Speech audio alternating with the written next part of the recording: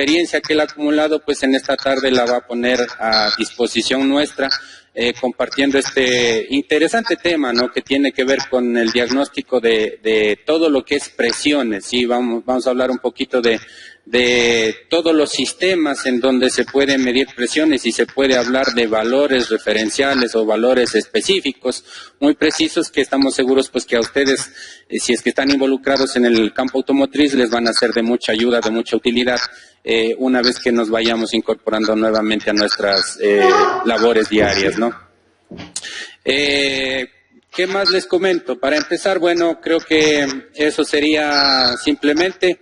La TAE, no voy a demorarme, ya igual como lo comenté anteriormente, creo que la mayoría lo sabe, nosotros somos una asociación, se llama Asociación de Técnicos Automotrices Especializados. Estamos desde el año 2008, ya más de 10 años con personería jurídica. Somos pocos socios realmente, nuestro fin es crecer como personas y como profesionales en el ámbito automotriz y aportar un poquito, ¿no?, de toda la experiencia que tenemos cada uno de los socios, devolver, digamos, un poco todo lo que nos ha dado la sociedad, devolverle un poquito también mediante, por ejemplo, eventos como los que estamos haciendo ahora mismo, eventos que solemos hacer, por ejemplo, en meses anteriores hemos hecho sábados de conferencias técnicas, en fin. Entonces, eso en resumen es lo que somos la TAE. Sí, entonces, sin más, le voy a dar paso al presidente, al señor presidente, el señor técnico Jaime Naranjo, quien va a estar a cargo de esta conferencia el día de hoy. Bienvenido, Jaime. Entonces, quedan las personas contigo. Tu micrófono no se le escucha, Jaime. No sé si está apagado arriba en la configuración. Ah, no, sí está prendido.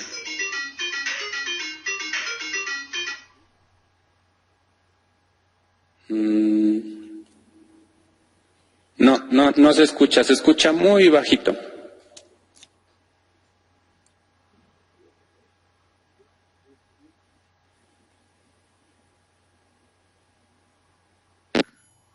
¿Me escuchas?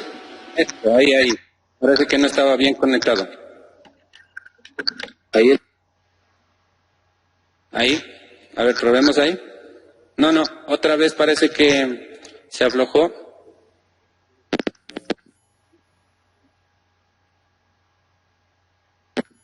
Ahí entonces. Ahí. Por ahí está entonces mejor. Exacto, ahí estamos. Listo, Fernando, muchas gracias por esa oportunidad de dirigirnos a nuestros colegas técnicos automotrices que si están conectados en este momento es porque tienen interés de estar un poco más actualizados, capacitados de mejor manera. Entonces, aprovechando estas circunstancias que la mayoría estamos respetando las órdenes de quédate en casa, entonces, como ya dijiste, estamos organizando estas charlas virtuales para llegar un poquito con nuestros conocimientos que hemos ido acogiendo a través de la experiencia y tantos años de trabajo, y esperamos que sea de mucha utilidad para los técnicos que nos acompañan ahora. Muchas gracias por la asistencia y pues nada más comenzamos, Fernando. Ya. A ver, vamos a poner entonces la presentación. Listo, yo voy a quedar fuera del escenario, pero yo voy a estar muy pendiente de los comentarios que cada uno de ustedes haga sobre el chat, recogiendo las inquietudes para en el momento oportuno hacerlas saber a Jaime. Entonces, Jaime, ya quedas a cargo. Listo, gracias. Seguimos entonces. Listo, aquí como está, ustedes ven el logo de ATAE y de Talleres Diésel y Gasolina. Ahora estoy yo a cargo de la presidencia de esta asociación y también soy el gerente general de Talleres Diésel y Gasolina. Bueno, entonces, yo tengo aquí algunos detalles de nuestro tema que vamos a tratar ahora, que tengo como, a ver, pero no puedo todavía mover esto, Fernando. A ver. Quiero adelantar las diapositivas, pero no lo cuento. Ya, en tu parte derecha, en donde dice slides, le haces clic ahí primero y luego debajo de la diapositiva dice next. Listo, aquí estamos. Y encontramos. Esto de la tecnología, como uno no está todos los días en la computadora, entonces coge de nuevo, ¿no? Listo, aquí está. Listo. Vamos a tratar esta vez de la presión en los diferentes sistemas del vehículo. Ustedes saben que presiones encontramos en todo lado, comenzando desde la presión de las llantas, que bueno, es muy obvio, eso lo tratamos ahora. Pero son presiones que podemos nosotros medir. De esa forma podemos hacer diagnósticos en el vehículo. Entonces muchas personas sí se dedican a tomar todos esos detalles, pero en algunos talleres he notado yo que se pasa por alto esos pequeños detalles. Entonces vamos aquí, o sea, no es que vamos a enseñar mucho, solo vamos a hacer un acuerdo de lo que está en los vehículos. Entonces, por ejemplo, aquí nosotros podemos ver que al hablar de presión, el señor Pascal, el que hizo la ley de Pascal hace muchos años, como 200 años, él dijo que esta ley de Pascal me refiere a que toda presión que se ejerza sobre un líquido confinado, esta presión se va a trasladar en todas las direcciones y con la igual intensidad. Entonces, eso tenemos que tener en cuenta cada vez que vamos a hacer un diagnóstico de un sistema presurizado, ya sea un líquido, o también podemos utilizar estas medidas de impresiones de gases, de impresiones de aire, impresiones de todo lo que podamos medir. Pero esto se cumple nada más, lo que dijo Pascal, se cumple en los sistemas hidráulicos, porque los líquidos son los que nunca se comprimen. ¿De acuerdo? Entonces, basado en esto vamos a seguir tratando nuestro tema de ahora.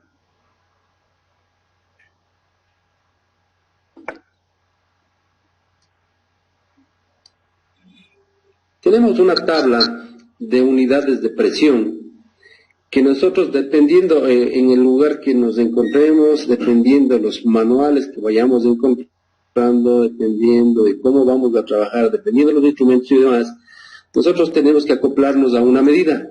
En esta ocasión yo les voy a hablar sobre PSIs. Es una medida que yo más me familiarizo acá por nuestros equipos, por nuestras medidas que manejamos. Yo hablo más en PSI. Alguien puede también hablar en pascales, alguien puede hablar en bares, en kilogramos metro, en lo que pueden acomodarse más fácilmente. Entonces yo voy a hablarles acá en PSI. Aquí les he puesto yo esta diapositiva donde está una tabla de conversiones para que cada uno pueda más o menos ir haciendo la transformación cuando sea conveniente. Entonces, yo voy a hablarles en PSI en esta ocasión, como les digo.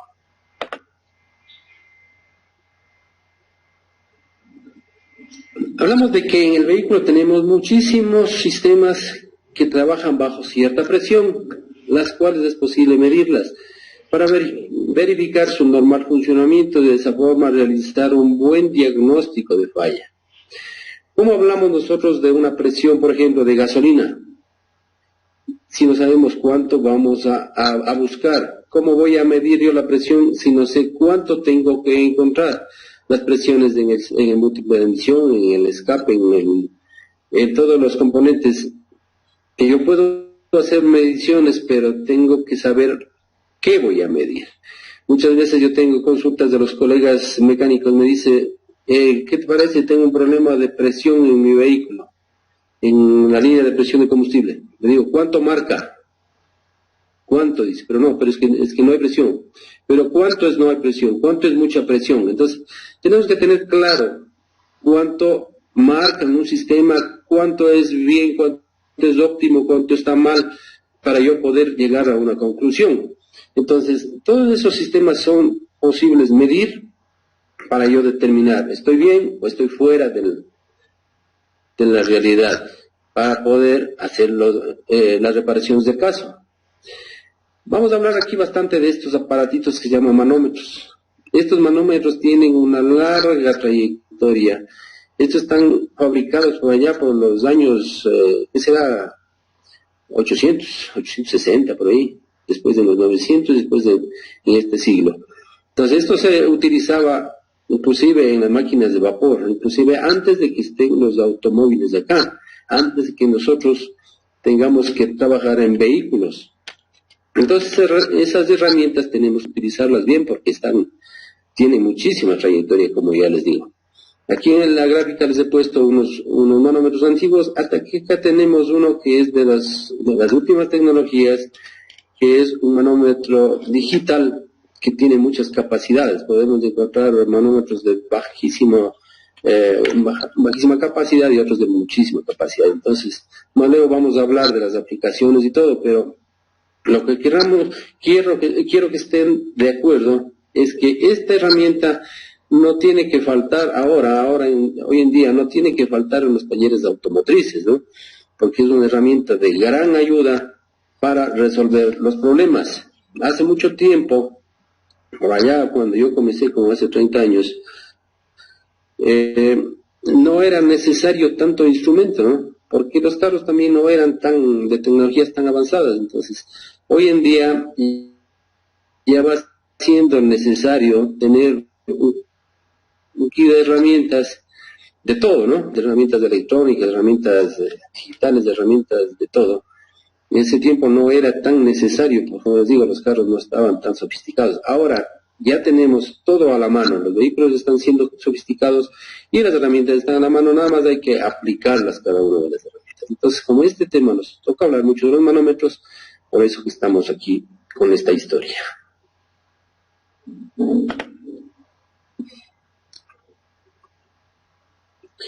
A ver, el manómetro es dependiendo del circuito que vamos a medir, vamos a elegir el manómetro. Tenemos que ver más o menos qué presión vamos a medir en un sistema. Entonces, la elección del manómetro va a ser aproximadamente al doble de lo que yo espero medir. Si voy a medir yo 1000 PSI, yo creo que si el sistema tiene 1000 PSI, yo voy a ver un aparato que me mida cerca de 2000, para evitar llegar al máximo de la capacidad del equipo y para que no vayamos a destruir el aparato.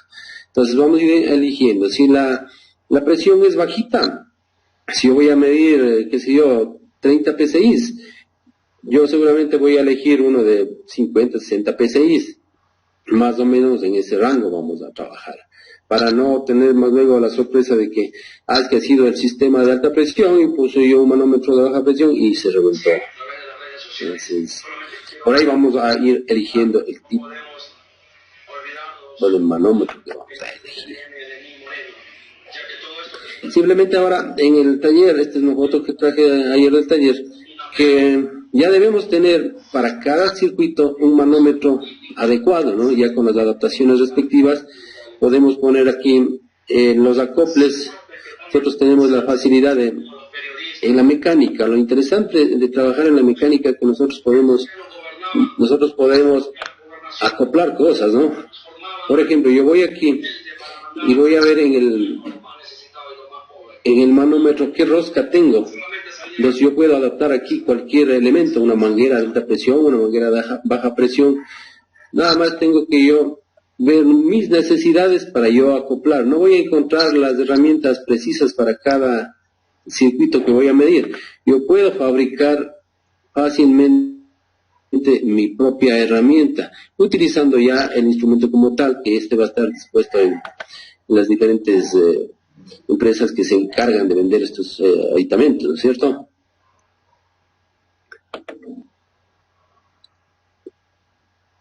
¿Qué más? Entonces, todo esto, como les digo, aquí yo tengo este pequeño tablero donde está en un sitio, están ubicados los manómetros para las diferentes presiones, que eso debemos ir incrementando ya en nuestros talleres para la utilización diaria.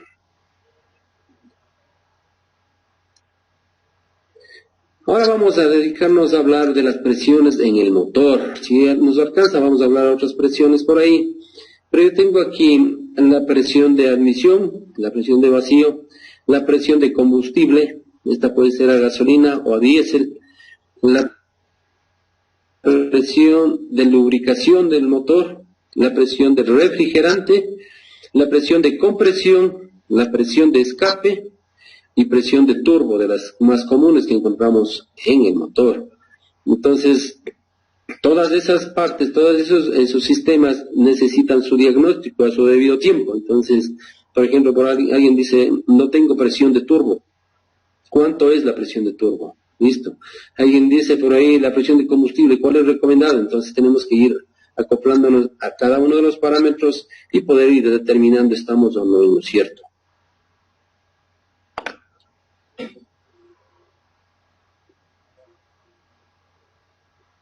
Ya, comenzamos por esta presión que le he llamado yo presión de admisión o vacío, que normalmente los técnicos que están atentos van a saber de qué estoy hablando.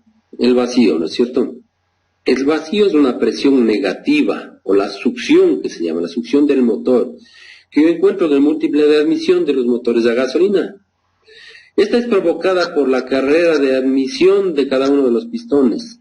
Mientras menos aire pasa por el cuerpo de aceleración o por el acelerador, por la garganta, por el carburador, mayor será la presión de vacío. Esta presión de vacío en un motor en ralentí a nivel del mar, por ejemplo, ¿no? Va a estar entre 20 y 21 pulgadas de mercurio. Pero de acuerdo a la altitud, como aquí no es un terreno plano, aquí tenemos muchas elevaciones, si yo me encuentro a unos 1000 metros de altura, yo voy a encontrar ya 1 o 2 puntos menos en el marcador. Entonces, como en Quito estamos a la altura de más o menos 2500, 2800, yo voy a tener acá 14, 15 pulgadas de mercurio. Entonces, eso yo voy a, de acuerdo a la práctica, yo voy a tener ya mi estándar, mi constante, que esa medida es en un motor que se mantenga en condiciones normales, para yo más luego ir viendo las diferencias. Por ejemplo, yo tengo un motor que consume excesiva gasolina. Una de las pruebas principales, yo voy y mido el vacío. Cuando yo mido el vacío me voy a dar cuenta cómo está la admisión del motor. Estoy teniendo un aire que no está medido entrando a la admisión del motor, o estoy teniendo un problema de compresión de motor. Todo eso yo puedo ir resolviendo. Más acá en otra foto voy a explicar un poco más de esto. A ver, este instrumento para medir la presión negativa se va a llamar el vacuómetro, instrumento de medición de vacío, que en algunos modelos, tanto como en vacúmetros como en manómetros, vamos a encontrar que están llenos de un líquido que es un aceite de glicerina normalmente. Ese aceite está instalado dentro de la cámara del manómetro o del vacúmetro con la finalidad de que la medida no sea muy oscilante y que la aguja no sufra golpes hacia arriba y hacia abajo, y para que el instrumento en sí no llegue a deteriorarse muy pronto. Porque si tenemos una aguja que oscila de arriba a abajo excesivamente, puede dañarse su calibración. Entonces el fabricante ha visto la necesidad de llenarle de un aceite de glicerina, para que una vez que esté calibrado este instrumento de medición, esa calibración del instrumento se mantenga por mucho tiempo, evitando salirse del rango. También lubrica el mecanismo del reloj que tiene dentro. También evita cuando el instrumento se golpea involuntariamente, para que absorba los golpes, las vibraciones, y no se destruya. Entonces estos aparatos vamos a encontrar de todas las marcas, de todos los precios. Es siempre recomendado comprar una marca que esté no tan barata ni tan costosa. Ahora, no tan barata, ¿por qué? Porque capaz que no es tan efectiva. No tan cara, ¿por qué? Porque por ahí el tiempo de trabajar un rato se cae, y una caída no le salva a nadie. Si es una marca buena, igual se nos va a dañar el aparato. Entonces es una marca mediana para poder tener acceso a muchos equipos.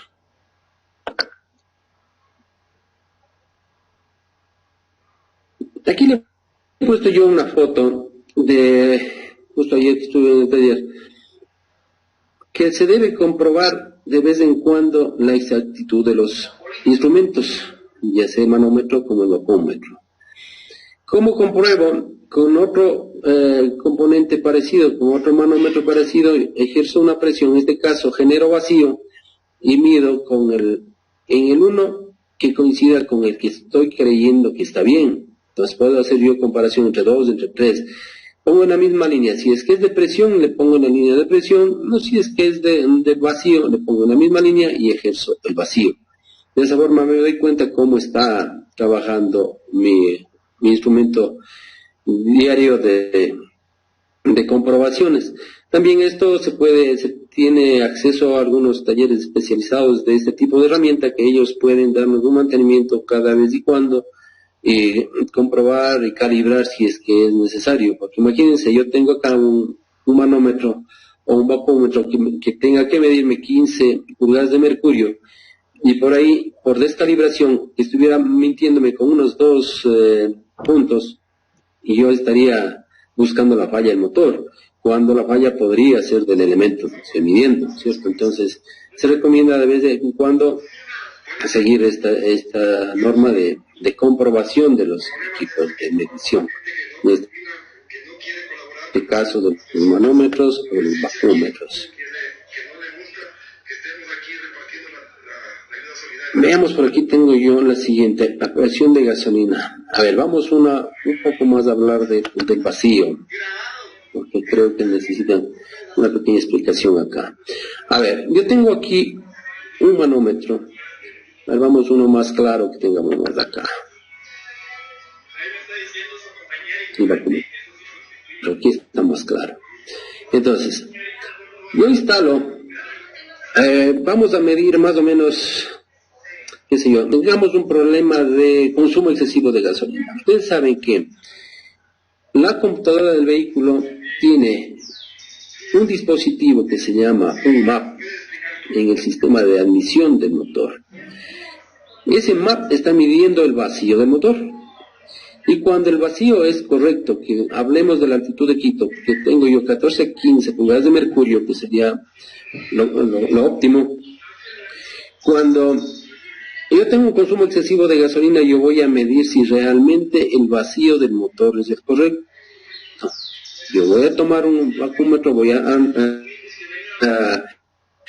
conectar en la línea de admisión y voy a medir. Si yo encuentro un vacío demasiado bajo, será un 8, un 10, yo comienzo buscando la falla por ese lado, que muy posiblemente va a ser una entrada de aire sin medirse, una entrada de aire que esté yendo por un lado del cuerpo de aceleración, va a ser por ahí un sello de inyector que no esté sellando bien, o sea, esté dañado el sello, y estoy teniendo una entrada de aire que me afecta la succión del motor, que no está dejando que la presión negativa sea la correcta. Si todo está bien por ese lado, yo vuelvo a medir y el manómetro, el vacúmetro en este caso, debe darme 14 a 15 pulgadas de mercurio. Pero si yo tengo también oscilaciones en la aguja, si yo tengo unas oscilaciones entre 8, 10, 8, 12, posiblemente sea un mal asentamiento de válvulas. Todo lo que influye que la vía desde el cuerpo de aceleración hasta la cámara de combustión, todo lo que influye que selle, que tenga un hermético sello entre la atmósfera y la parte interna del tubo de admisión, nos va a afectar para el vacío. Entonces, por ahí un problema de calibración de válvulas, un problema de asentamiento de válvulas, un problema de entrada de aire, cualquiera de esas cosas puede afectarnos notoriamente al sistema de vacío. También es una buena prueba de vacío cuando yo sospecho que tengo un problema en la distribución, en el calado de la distribución. Cuando un diente está muy atrasado, adelantado, yo estoy dañando la apertura de las válvulas. Y cuando yo daño la apertura de las válvulas, me adelanto los atraso las válvulas, voy a tener un mal llenado de cilindros, por lo tanto el vacío va a ser muy pobre. Entonces todo eso yo puedo determinar mediante una medición de vacío. Hágame llegar cualquier pregunta que después de unos minutos les vamos a estar contestando debidamente. Es en cuanto a la medición de vacío. Esta es una prueba principal que hacemos cuando tenemos falla en el motor inestable, consumo excesivo de combustible, por ahí problema de gases. Cuando tenemos que preparar un vehículo para la revisión vehicular, también tenemos que hacer ese tipo de pruebas cuando tenemos problemas de CO más que todo. Vamos al siguiente.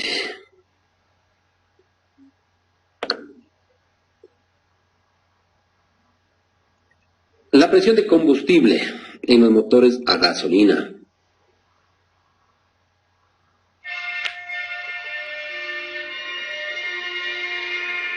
Ahora, aquí difiere mucho la presión de combustible. Para eso nosotros tenemos nuestro instrumento de medición de presión de gasolina. Y vamos a tener, de paso, ya por entendido que cada uno de los sistemas son diferentes. Por ejemplo, los TBI de hace 20 años, el sistema TBI que trabaja con 15 PSIs. Luego de eso está, ¿se acuerdan del TBI donde venía, donde iba antes del carburador? Luego ya vino el inyector, 1 o 2 inyectores en el centro del múltiple de admisión, y por ahí se hacía la inyección en un solo punto. Luego el sistema MPFI, que es el sistema ya multipunto en los motores siguientes a ese modelo, que funcionan y siguen funcionando hasta ahora con 45 PSIs, un poco más modernos, ya con 55 PSIs, y por ahí hay uno que otro modelo con 60 PSIs. Hay un sistema de Chevrolet, no sé si se acuerdan las Blazer viejas, que tenía un sistema Vortec. Ese modelo, si no tiene 60 PSIs en el sistema de gasolina, pues no se prende sencillamente. Porque ese, aparte del pulso de inyección eléctrico que tiene los inyectores, tiene un inyector mecánico en la punta de esa araña que se llama en ese sistema Vortec. Es un inyector mecánico que se abre con 60 PSI. Entonces todos esos modelos están ya calibrados con qué presión va a trabajar, por lo tanto la computadora ya está programada de tal forma que apertura el inyector, pero con una presión constante de combustible en la riel de inyectores o en la línea de gasolina que llega a los inyectores. Hay también por ahí algunas excepciones van a ser. Por ejemplo, en Suzuki, por ahí está algún Vitara 3 puertas que es un monopunto, pero trabaja con 45 PSI. Bueno, van a decir que le estamos engañando, ¿no? En algunos casos pasa eso, ¿no? No es una regla general, algunos tienen por ahí sus diferencias. Luego en el sistema GDI, donde encontramos presiones en ralentí, ya encontramos más o menos unas 580 PSIs. Dependiendo la aceleración, esto voy a tener hasta 1500 PSI. En algunos modelos un poco más o un poco menos, dependiendo la fabricación, dependiendo la marca que hizo ese sistema para un sistema GDI. El sistema GDI, como ustedes saben, es el sistema directo de inyección a gasolina. Entonces, en este caso ya no tenemos nosotros una presión constante, tenemos una presión variable dependiendo la aceleración del motor. Sigan teniendo algunas preguntas que ya vamos a ir resolviendo.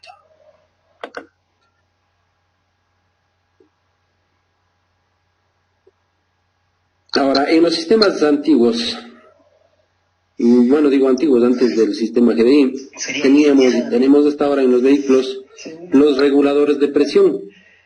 Muchos autos tienen el regulador de presión al final de la riel de los inyectores, en otros tenemos en el mismo TBI, si es que fuera el caso, y en los modelos ya más recientes tenemos el regulador de presión en la misma bomba, en el mismo cuerpo de la bomba, tenemos acoplado un regulador de presión, que consta nada más de unas cuantas piezas que tenemos aquí anotadas. Por ejemplo, ahí tenemos con el 1, la entrada de combustible, con el 2, el retorno hacia el tanque, el 3, la válvula de control propiamente, el 4 va a ser el diafragma, un diafragma de un material parecido a caucho, 5 va a ser la carcasa y 6 va a ser el resorte de recuperación, el resorte antagonista, y 7 va a ser la toma de vacío. La mayoría sabe que esa toma de vacío está hecha de tal forma que va a trabajar relacionada con la aceleración del motor. Cuando yo tengo mayor aceleración, voy a tener menor vacío. Por lo tanto, si yo tengo aquí una línea de vacío conectada, la presión va a ser, pongámosle como ejemplo, vamos a tener 45 psi cuando el motor está en ralentí. Cuando tenemos suficiente vacío, tenemos 15 pulgadas de mercurio en vacío. Entonces, ¿qué hago yo? Cojo y acelero bruscamente. Ese vacío va a caer a cero. Por lo tanto, no voy a tener la ayuda de ese vacío para bajar la presión. Entonces, en ese rato se va a incrementar unos 5 psi de presión, que me sirve para cuando yo tengo la aceleración brusca, compense con un poco más de gasolina hacia la combustión del motor. Entonces, para eso está esa manguera de vacío en el regulador de presión. En muchos casos no se le toma mucho en cuenta, pero esa es la finalidad. Otros modelos ya vienen sin esa manguera porque la computadora ya tiene otra estrategia y ya no va a ser necesario ese incremento de presión. Ese rato ya va a tener otro incremento por apertura de inyector por algún lado. ¿Qué les parece, compañeros? Vamos a ver un siguiente tema. O siguiente punto va a ser este. Ahora aquí tengo los instrumentos, ¿no? El instrumento para medir presiones va a ser los que están en el mercado. Por ahí tengo este, dice el sistema de maneces en el mercado. Los acoples que vienen con todo para cada uno de los modelos. Pero eso va a ser un poco costoso y la mayoría de casos, y me ha pasado, se compra un kit para medir presiones, pero viene un montón de cosas que a mí no me sirve porque son para modelos que a mí no me llegan o para modelos que están vendidos de otro lado. Entonces hay que comprar un básico que esté el instrumento con algunos acoples. El resto de acoples es cuestión de irse acomodando dependiendo de los modelos de vehículos que yo voy a trabajar, porque nunca vamos a tener un equipo que le calce a todos los modelos. Aquí en presiones bajas, como es la presión de gasolina, yo puedo adaptar unos acoples, puedo adaptar una T, puedo adaptar un racor y ponerle un manómetro y comenzar a trabajar. Igual yo puedo poner este medidor de presión muy bien asegurado. Puede ser que el sistema me deje medir, yo pueda poner en un racor que viene original de fábrica, o si no, yo tengo que fabricarme mi propia T para acoplar mi reloj. En todos los casos es necesario medir en ruta, que sea una prueba de ruta, y yo puedo adaptar una manguera mucho más larga y llevarme a la cabina el medidor de presión, el instrumento, para yo llegar a determinar en cierta ruta, si es que es en cuesta, en bajada, en aceleración media, en alta, cuándo me está fallando el motor. Y yo compruebo qué está pasando con la presión de combustible. Y la recomendación de oro en este caso, siempre que vamos a hacer una prueba de ruta con medidor de gasolina instalado en el vehículo, hay que llevarse a la mano un pequeño extintor o un depósito de lo que hacemos en el taller, un depósito de polvo químico, el mismo de los extintores, para apagar un pequeño fuego que puede darse eventualmente en el sistema de acople que hemos hecho. A veces podría quedar por ahí una gota, una fuga, y más las chispas que tenemos en el motor, podemos estar encendiendo el carro del cliente. Entonces, esa recomendación, llévense un extintor, hagan la prueba de ruta, vuelvan a quitar el extintor porque se va a ir al mercado cuando no regresa. Eso como recomendación al medir la presión de gasolina.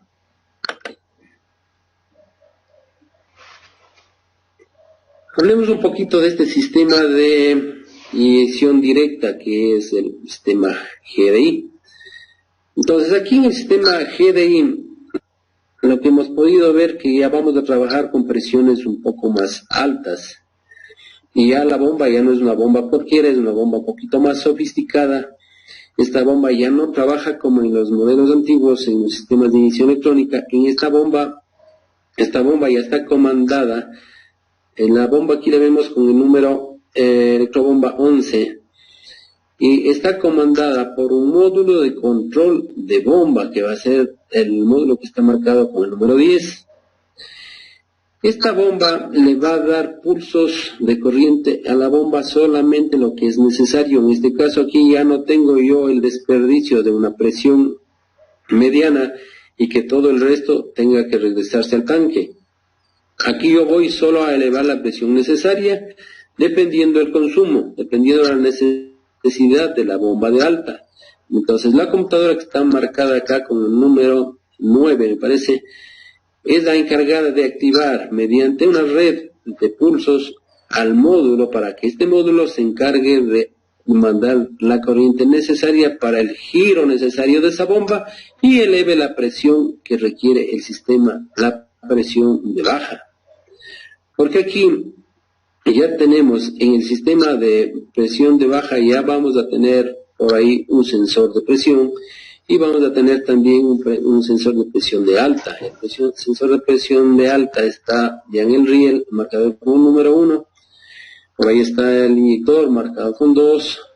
Y por ahí tenemos la bomba de alta, que está marcado con el número 4, que es una bomba mecánica movida por una leva del árbol de levas. Entonces, esta bomba de alta recibe la presión de baja, que normalmente va a ser entre 50 a 60 PSI de baja, y esta va a incrementar ya la presión para trabajar en el sistema de alta, ya como habíamos dicho por ahí por las 500 libras, después va a subir hasta unos 1000 y pico, dependiendo de la aceleración del motor. Pero acá esta presión se maneja dependiendo de la aceleración del motor. Entonces la unidad electrónica de control, la ECU, la computadora, como queramos llamarle, es la que va a determinar la presión a la que va a trabajar la bomba de alta. Porque ya tenemos en todos los modelos, ya tenemos un sensor de presión de alta.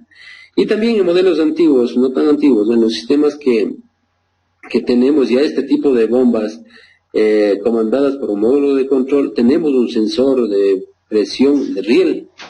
Entonces, si la computadora sabe qué presión está en el riel, va a tener que aumentar o bajar las RPM de la bomba para que suba o baje la presión de la misma. Entonces, esas bombas ya no son unas bombas que podamos cambiarlas una marca por otra, tiene que ser una bomba específica porque ya tiene que trabajar ligada con el módulo de control y con la computadora. Entonces, eso también hay que hacer algún rato seguir tratando del sistema GDI, que es muy interesante, y ya en nuestro mercado ya tenemos algunos vehículos como Mazda, Mitsubishi, por ahí, luego Ford. Eso como un resumen rapidito del sistema GDI. Igual podemos medir estas presiones con un manómetro, ¿no? También podemos instalar manómetros en la presión baja, y ya en la parte de presión alta tenemos que ayudarnos con un escáner. Hay escáneres de todo, hay escáneres baratos, buenos, originales, el de marca Patito, el de la marca del auto, y todo dependerá de las posibilidades y del mercado en que nos encontremos, pero siempre va a haber un escáner para que nosotros podamos ingresar por el socket de videos a esa computadora del auto y poder medir presiones, así como el resto del flujo de datos que nos puede permitir leer ese vehículo. El escáner va a leer lo que el vehículo le deje leer. No siempre el escáner es la maravilla, ¿no? Si el escáner es muy bueno y el auto no deja leer, igual no se va a poder.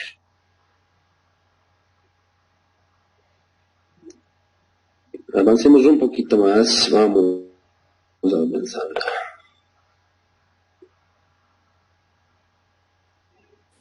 Jaime, hay acumuladas bastantes inquietudes, bastantes preguntas. Yo creo que sería prudente solventar algunas de ellas ya.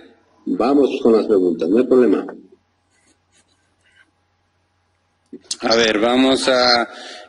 bueno, como ya les hemos comentado, ¿no? Entenderán de que el tiempo un poquito en este tipo de conferencias es limitado. Si alguna pregunta por ahí se nos escapa, sabrán disculpar.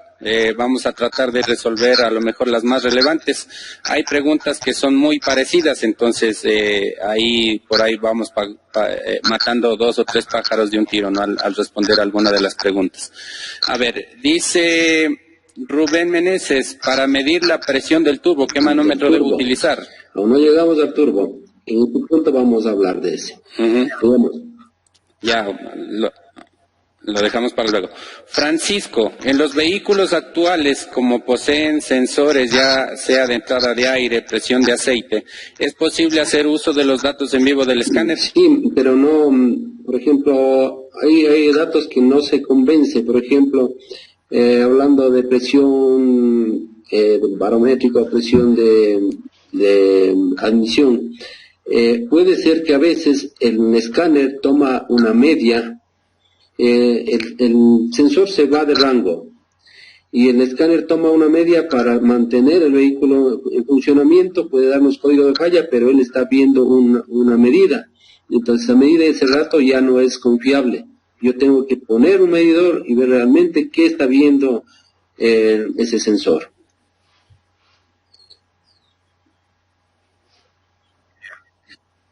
Ya. Ángel, ¿qué marca de manómetro se recomienda utilizar? Marcas hay en el mercado, muchísimas marcas. Más bien va a ser las marcas que estén en el mercado local de cada uno de nosotros para poder. Como dije, no hay que ver ni muy barato ni muy caro, un mediano por ahí, porque realmente esto hay que estar reponiendo cada vez y cuando.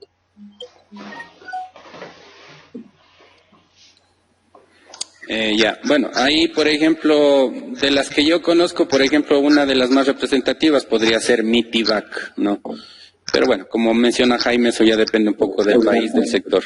Jefferson Catota nos dice, ¿hay algún rango que exista en el vacío de la admisión? Eso ya lo vimos, ¿no? Sí, ya dijimos, el rango va a ser... te repito, Jefferson Catota dice... Exacto, sí. Depende de la altura. Normalmente a nivel del mar, más o menos vamos a tener alrededor de 20 pulgadas de mercurio, ¿no? Y ese vacío, medido con el vacuómetro, va a ir disminuyendo conforme vamos subiendo en altura. Aquí en Quito mencionaba Jaime que estamos más o menos alrededor de 14 pulgadas de mercurio. Yo diría que entre 13 a 15 es lo más común ver, ¿no? Entre mejor funcione el motor de combustión interna, más alto es el vacío. Es decir, si tenemos, por ejemplo, un motor en el que vemos una lectura de 11 o de 12 pulgadas de mercurio, podríamos decir que ese motor tiene algún problema, ¿no? Esos son los rangos más o menos para que tengan una idea. Diego dice, ¿no pasa nada al conectar el vacuómetro y el medidor de vacío para comprobar los dos instrumentos? No. O sea, los dos podemos, inclusive, como ustedes vieron en la foto, yo con un generador de vacío pruebo un vacuómetro, entonces no es problema. Se puede poner en serie o en paralelo, no hay problema. Ya. Christopher León dice, para tener una lectura correcta, ¿se debería conectar el vacuómetro en cada cilindro o en la entrada de admisión principal? No hay forma de medir por cilindros. Esto se va a medir en una línea principal de vacío. Normalmente se puede tomar una que va con el vacío al servofreno. Esa es una medida principal. Ya.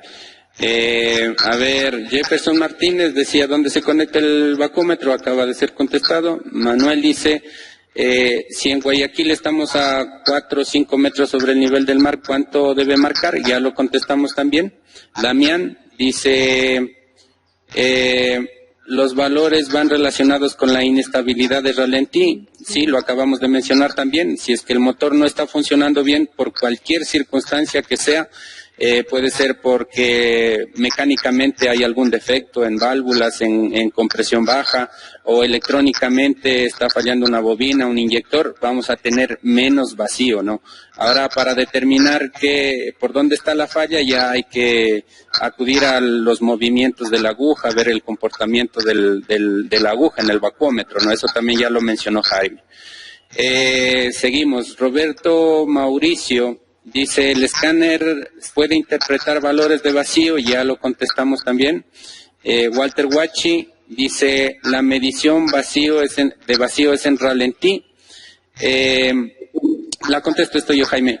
Claro, para tener un valor referencial, normalmente prendemos el vehículo a temperatura normal de trabajo y medimos el vacío. Y ahí entran los valores que acabamos de recomendar, ¿no? En la costa, alrededor de 20 pulgadas de mercurio. Aquí en Quito, a 2.800 metros, alrededor de 13, 14 pulgadas de mercurio. Ahora, hay otras pruebas que también se pueden hacer en aceleración y dejando de acelerar, ¿no? Cuando uno normalmente, estando midiendo el vacío en ralentí, supongamos que estamos aquí en Quito y marca 14 pulgadas de mercurio, aceleramos bruscamente, ¿qué debe pasar? Deberíamos ver que se pierde el vacío porque la aleta se abre completamente. Entonces lo que vamos a tener prácticamente en el múltiple de admisiones, presión atmosférica. Entonces deberíamos ver que la aguja se va a cero momentáneamente y cuando las revoluciones han subido, digamos, a 4.000, 5.000 RPMs y en ese momento soltamos súbitamente la aleta de aceleración, ahí en cambio, al interior del múltiple de admisión se genera un mayor vacío, por cuanto el motor está revolucionado y la aleta ya está cerrada. Entonces, ahí momentáneamente veríamos que de cero que estaba marcando sube a más o menos 17, 18 aquí en la sierra, ¿no? Y conforme van regresando el motor a las revoluciones de ralentí, vamos a ver que la aguja va a ir aproximándose a los 14 pulgadas de mercurio que desde donde partió. A ver, compresión, todavía no llegamos acá. Carlos Mosquera dice, ¿cuáles son los valores de vacío? Ya lo hablamos. Freddy dice, ¿cuál es la diferencia entre vacuómetro y manómetro? Yo lo contesto rápidamente. No voy a contestar rápidamente las que sean fáciles, digamos. A Jaime le vamos a dejar las difíciles, para no pasar mucho tiempo, ¿no? El vacuómetro es un manómetro, o sea, dentro de los manómetros podemos tener de distintos rangos de presión, unos que miden hasta, qué sé yo, hasta 20 PSI, otros hasta 80 PSI, 120 PSI. Hay manómetros también ya para medir presiones en vehículos diésel, altas presiones, hasta 1.000 PSI, 1.500 PSI, incluso todos esos son manómetros, ¿no? Entonces, dentro de los manómetros está un manómetro adicional que es el vacuómetro. Rómulo Astudillo, estos valores no dependen de la... El manómetro anotación. es el que mide normalmente este tipo de medidas, pero positivas. Y el vacuómetro es el que mide presiones negativas y por lo tanto la pluma va a moverse al lado contrario, ¿no? Eso hay que tener mucho tino. Ya, chévere. Dice Rómulo Astudillo, estos valores, entiendo los de vacío serán... ¿Dependen de la cilindrada? ¿Dependen del número de cilindros? Va a ser general en todos los motores, desde 1 hasta 12 cilindros. Ya, lo que sí van a depender es de la altura sobre el nivel del mar, ¿no? En eso tengan cuidado. Cristian dice, el vacío se podría considerar un parámetro normal entre 12 a 15 milímetros de mercurio. Ya lo comentamos, ¿no? Depende de la altura.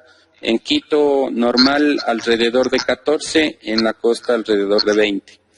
Freddy Alberto, cuando tenemos un catalizador tapado, ¿cómo será el valor de vacío en el vacuómetro? Va a ser bajo. Falta llenado de cilindros y por lo tanto vamos a tener un bajo vacío. Pero ya vamos a llegar al lado de los catalizadores. Ya. Rommel dice, para medir la presión de gasolina, ¿se debe hacer en frío o en caliente? Igual, dependiendo cuándo es la falla. Yo puedo medir en cualquier condición.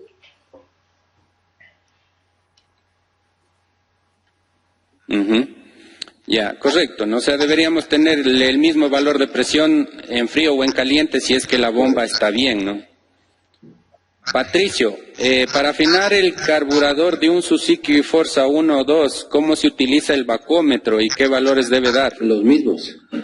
Esto es en carburadores o inyección. El valor de succión va a ser igual en el motor. Cuando el motor está afinado, ese vacío va a ser estable, sin oscilaciones.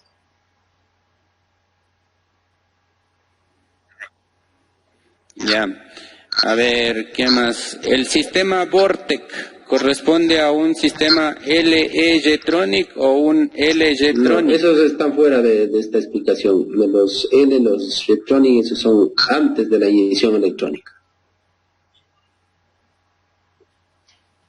Así es. Vortex, simplemente una acotación, ¿no? Es un sistema que yo diría que es exclusivo en la marca General Motors, vehículos de procedencia venezolana, americana, que simplemente tienen, yo digo, dos juegos de inyectores, ¿no? Los inyectores, convencionales eléctricos o electrónicos activados por pulso desde la computadora, pero más adentro, ya prácticamente dentro de la admisión, tienen una especie de araña, donde en la punta tienen unos inyectores que se abren por presión hidráulica. Entonces, en los sistemas Vortec es importantísima la presión de la bomba, ¿no? Debe ser idealmente 60 PSI, ¿no? Para que los inyectores de la punta se abran. Si la presión no llega a eso, normalmente los inyectores de la punta no se abren y el carro no enciende, ¿no? Gilberto Tirira, el de inyector electrónico, ¿a cuánto PSI apertura? ¿Cuál será ese electrónico? No está muy clara la pregunta. Me imagino que se refiere a los inyectores convencionales, ¿no? Bueno, un inyector convencional, mientras tenga un poquito de presión, yo diría, no sé, 3, 4, 5 PSI, y se le dé un pulso de activación, él ya va a dejar pasar el combustible.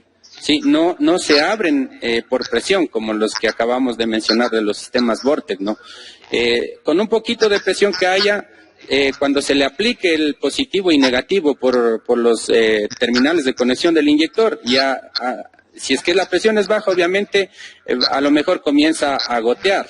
Pero si tenemos buena presión, pues ahí es donde se produce ya el chorro o el spray de salida del inyector.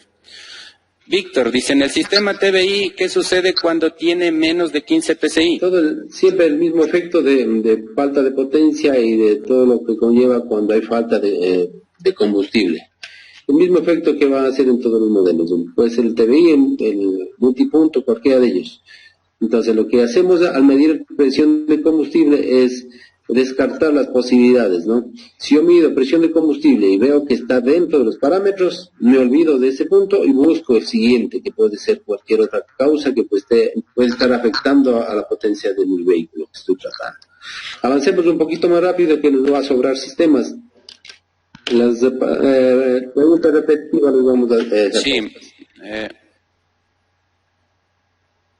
Ya.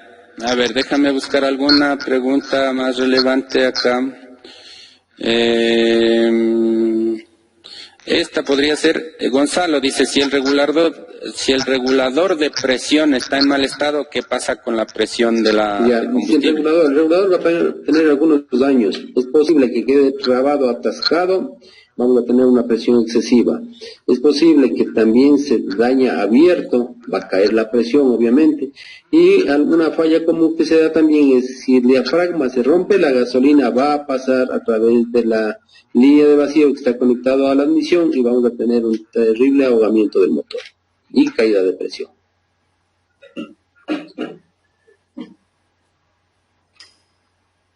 Correcto.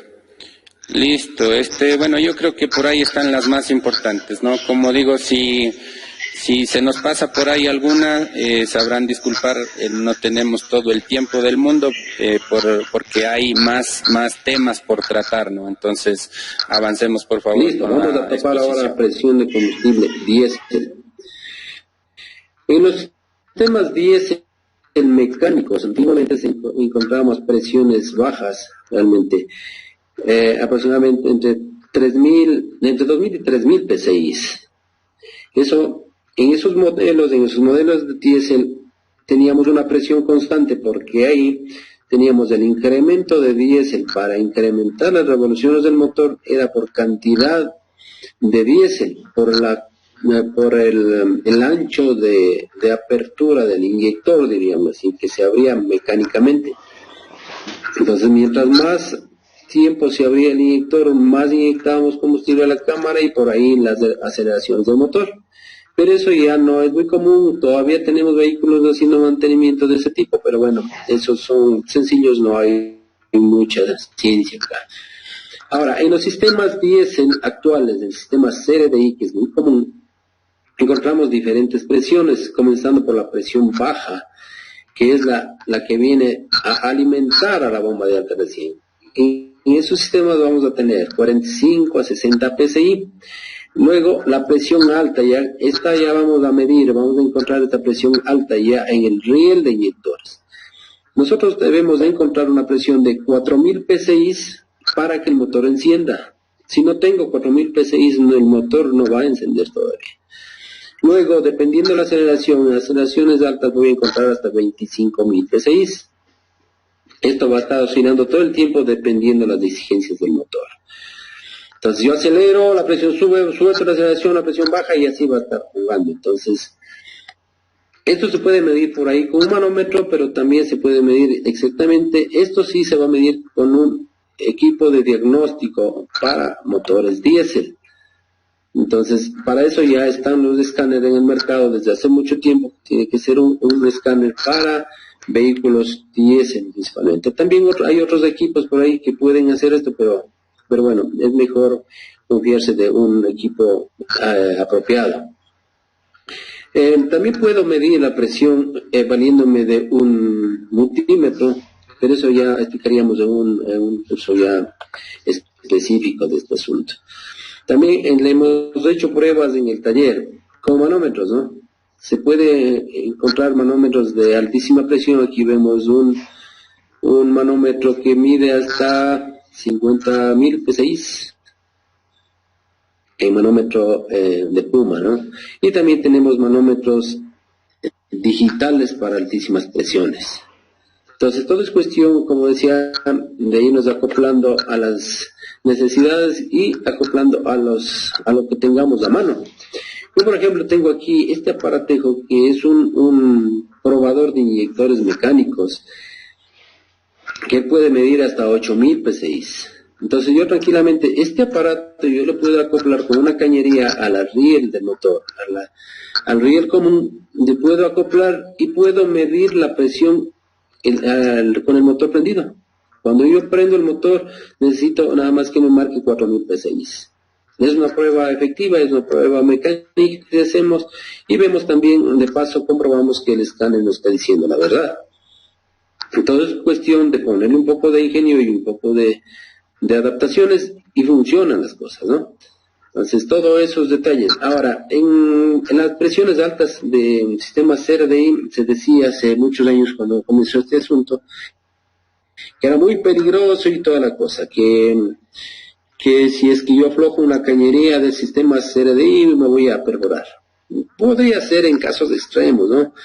No se ha visto de cerca ningún caso porque ya las computadoras tienen su estrategia. Si de alguna forma la presión del riel cae, el motor se apaga y deja de haber presión. Entonces, mínima fuga excesiva, el motor se apaga, ya por estrategia. Entonces, no es que yo puedo tener un motor acelerado y abrir una cañería y esperar que se escape la alta presión. El dato que tengo yo una pequeña fuga de presión, ese motor se apaga. Entonces, eso como detalle importante. Después, en las presiones de escape, vamos a ir corriendo un poco más porque ya se nos acaba el tiempo. La presión de escape es una de las pruebas que nosotros utilizamos bastante en nuestro taller. Cuando yo tengo dudas que hay una baja una baja potencia del vehículo, sospechamos que es un taponamiento de escape. Nosotros no hacemos lo que hace años se hacía, de que sacan el escape y pruébale, ¿no? Porque es de engañarse. Yo saco el escape, el ruido me va a engañar como que el vehículo anda un poco mejor, pero no. Es mejor medir la presión exacta del escape. Cuando yo mido la presión de escape, dice, yo debo elegir un manómetro de una escala baja, ¿no? No más allá de 50 psi. Si puedo, una de 40, 50 psi está bien. Porque yo necesito ver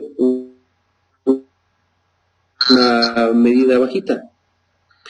Yo pongo el medidor de presión de escape en la misma rosca del sensor de oxígeno, con una manguera, y me llevo el manómetro al habitáculo, a la cabina, y me salgo a dar una vuelta probando, acelerando bruscamente y con carga y todo lo demás.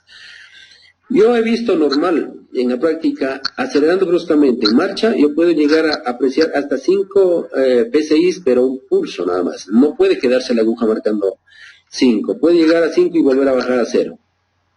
Pero si yo encuentro ya una presión, esa medida es normal, ¿no? Hasta 5.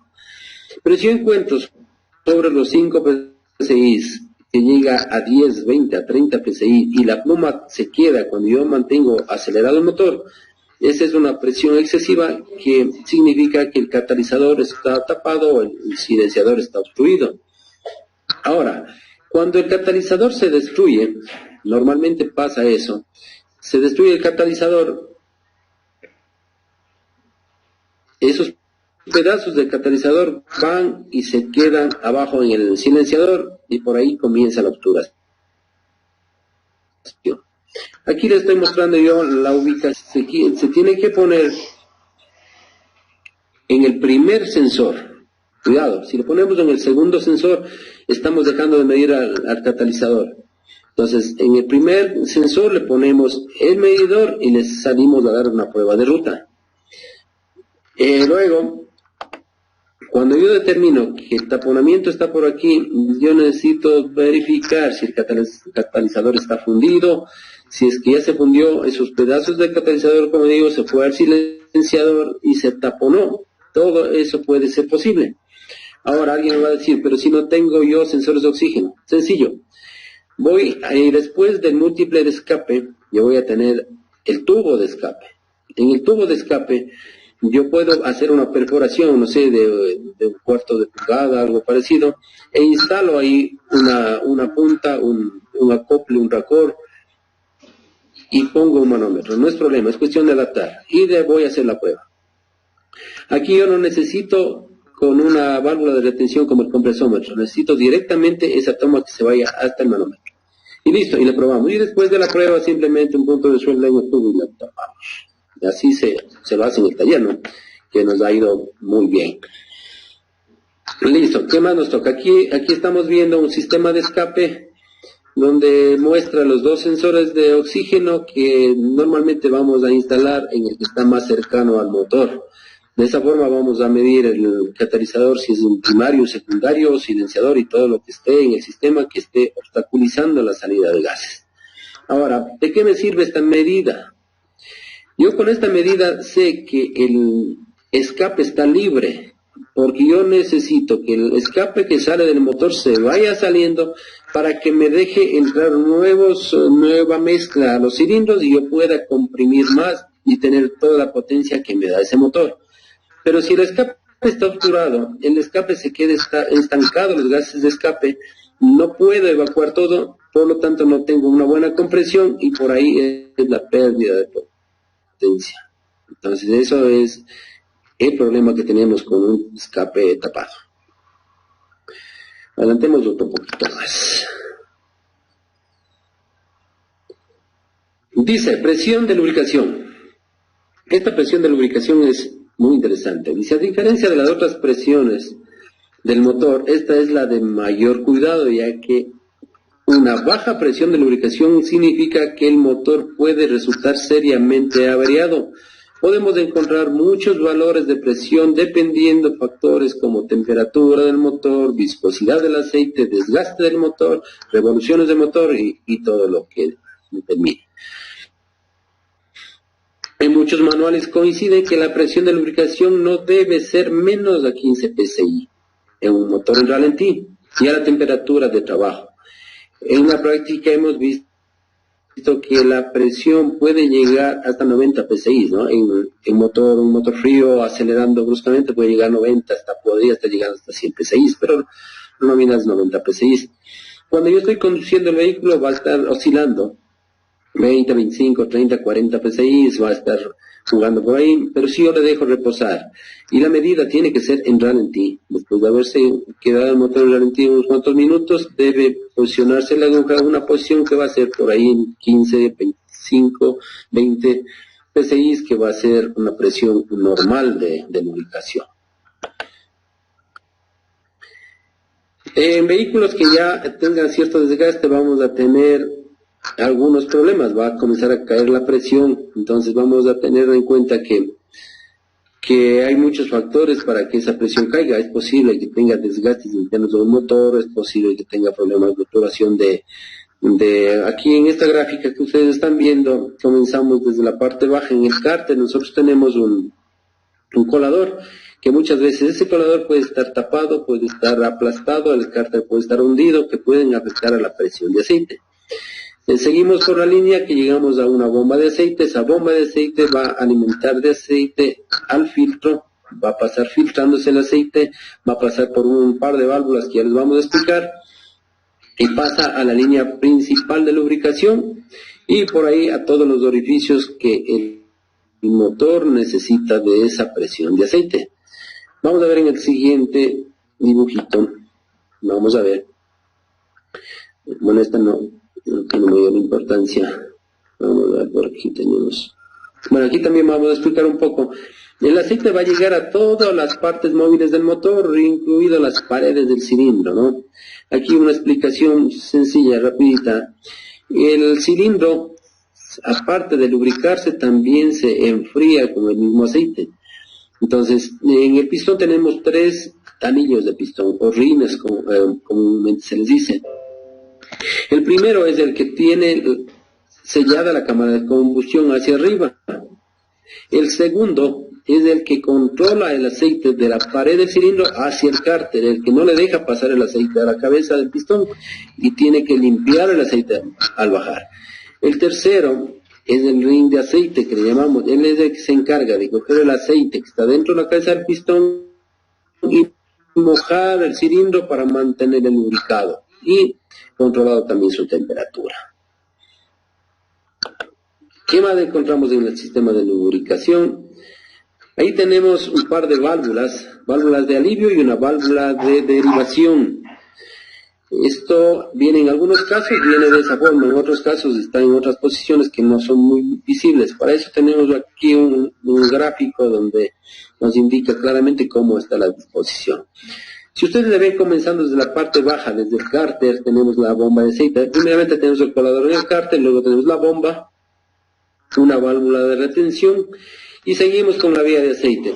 Llegamos a una válvula de sobrepresión. Esa válvula es una válvula de mecánica tarada a una presión aproximadamente 90-100 PSI, que si tengo yo un bloqueo más de arriba, esa presión se va de retorno al cárter y evitamos romper alguna otra parte del sistema.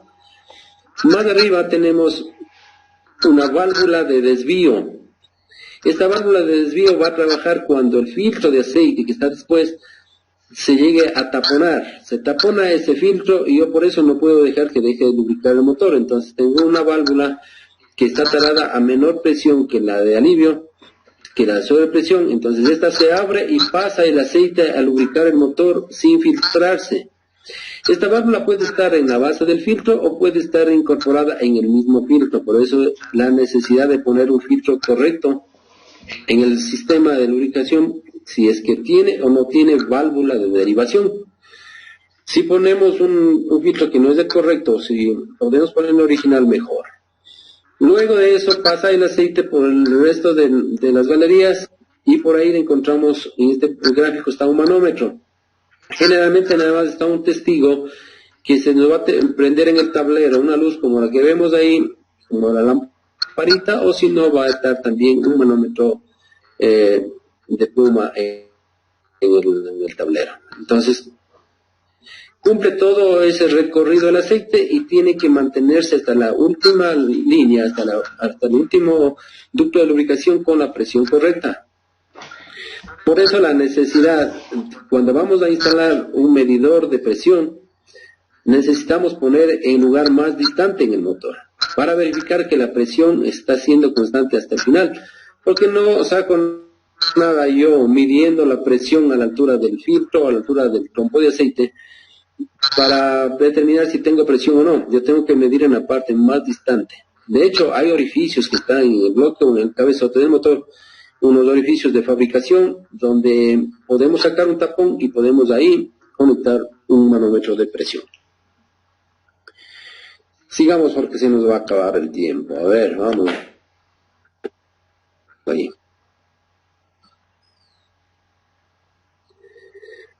Motores ya grandes, tenemos unos surtidores de aceite que van a bañar la parte interna del motor. Aparte del mismo